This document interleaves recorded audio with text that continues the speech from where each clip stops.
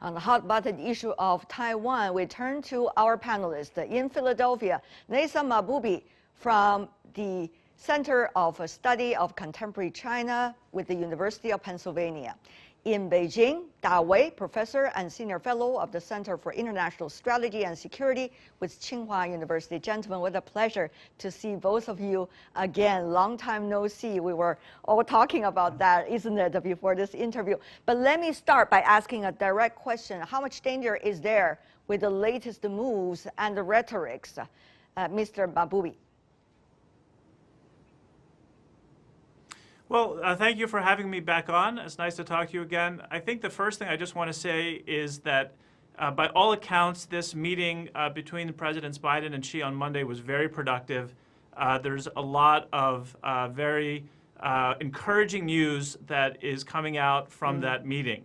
Of course, we're talking about the most difficult issue of Taiwan today, but I do want to underscore that the larger environment has really had a shift in tone over the course of the past week or two, including with the joint statement on climate at the COP26 meeting.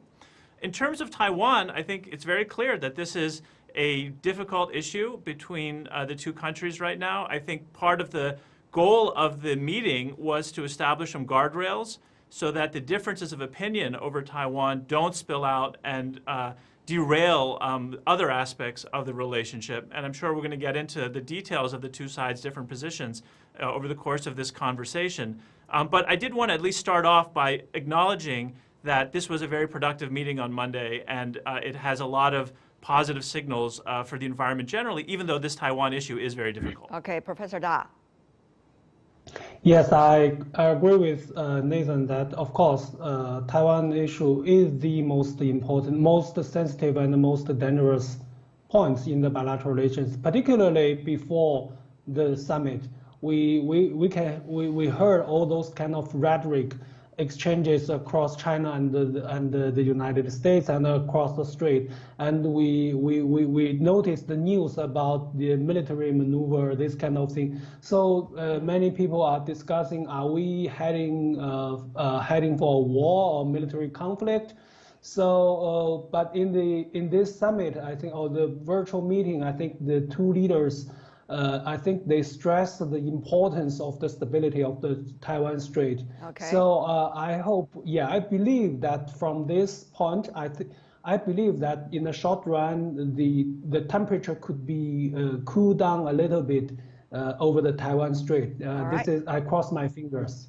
Well, that's a very interesting way that you put it, cross the fingers, because we really don't know, because right after the virtual summit between the two presidents, the U.S. president, in answering questions from the press, have been talking about some of the other issues that might be taken as stepping back from what he has committed at the virtual meeting.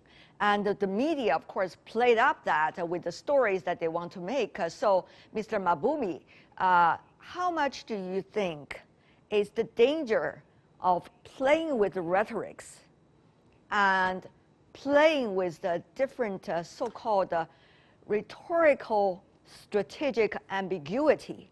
What would that mean for the predictable future of the issue of Taiwan, which the both presidents were trying to commit to?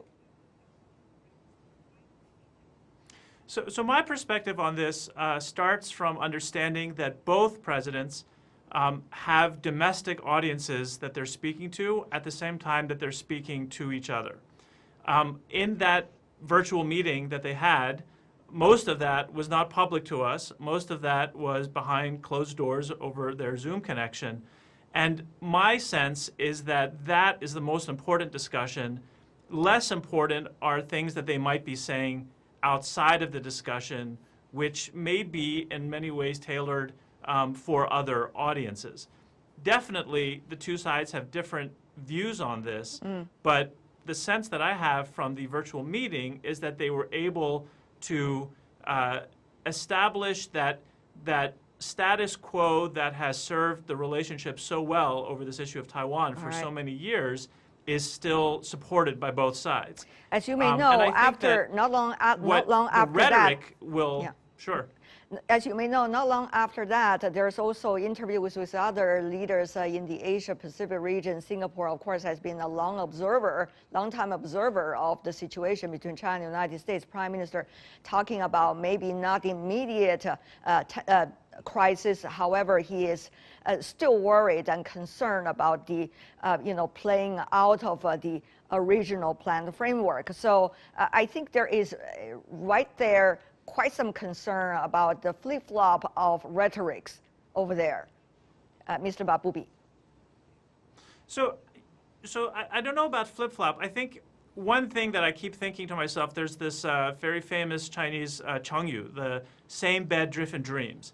That has been the framework for the two sides on the Taiwan issue for a very long time.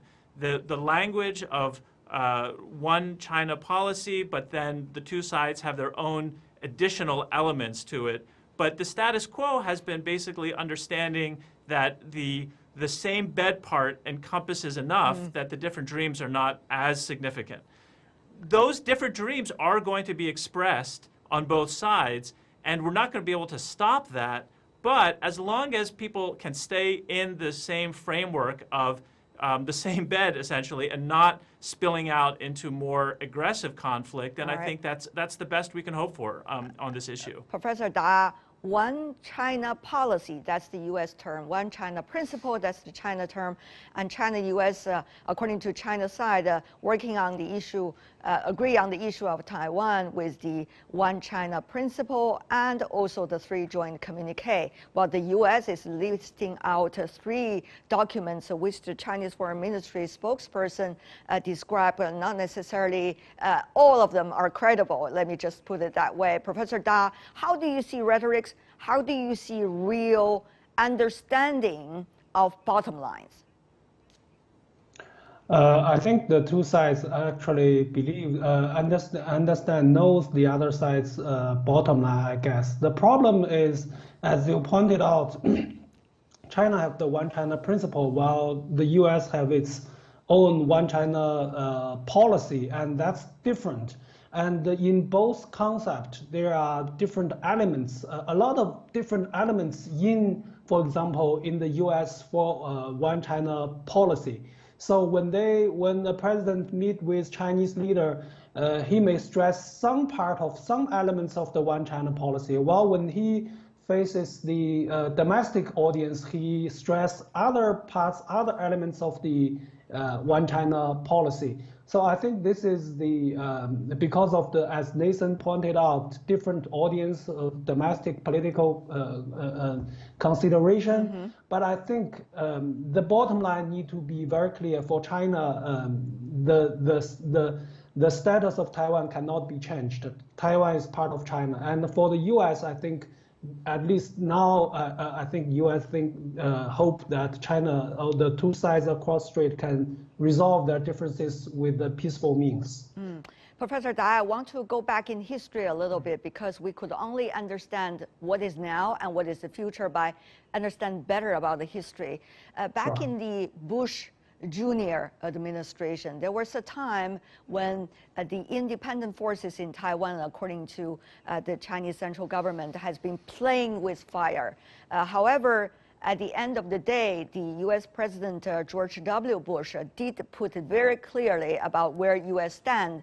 And since then, various administrations have been stand by that principle until the end of the Trump administration, which has been destroying many principles between China, United States, and the United States and the rest of the world. So how do you see, the shall I say, worrisome legacy, quote unquote, I should say, of the Trump administration and the responsibilities of the current administration in the U.S. about this issue and beyond?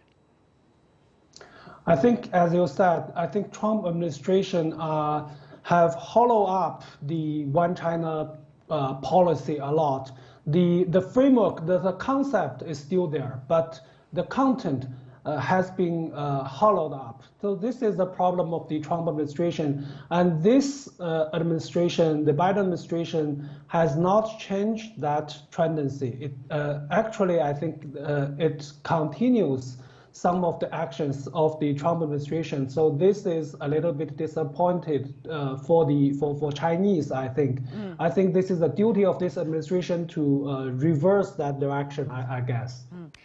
UPenn, the University of Pennsylvania, Mr. Mahboubi, is well known, particularly your center for researching on the latest policy toward China. What is your understanding, with our very limited time left, about what this administration right now in the U.S. is working on in terms of China and using Taiwan as further leverage against China?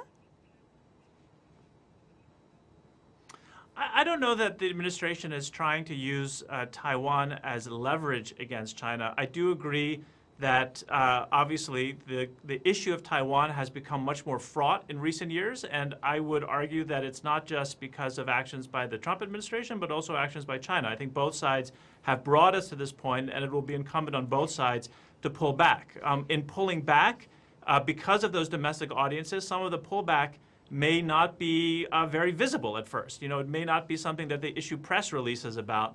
But I think in terms of actions over the course of the next period, probably we will see some pullback on both sides. But then the rest of the relationship, I think there are lots of issues in play right now, including trade, including potential cooperation on climate, including this very encouraging dialogue on nuclear non-proliferation. Every part of that will be further explored by our future discussions. But on that, you said there might be steps taken by the U.S. side to walk back. What exactly are you referring to? 20 seconds if you can, sir. I think the two sides. So on the Chinese side, it would be less of these airplane incursions into Taiwan defense base. And on the U.S. side, could be instead of sending carriers through every month, maybe every other month. Interesting. Little things like that are just indicating that. Okay. Less 10 seconds also, Mr. Da, also your final response. We wrap it up. Yeah, I think as Nathan said, I think the U.S. side need to reduce its those kind of rhetoric and sending senators to the U.S. to Taiwan with airplane. This kind of action, I think it's harmful for the stability. All right, I'd love to have this conversation continued. Our time is limited, but so far, thank you so much for both of you joining us. I'm sure this topic will be further discussed in the future. We would love to invite you back again. Nathan Mahboubi, Da Wei. Really appreciate it, gentlemen. Thank you.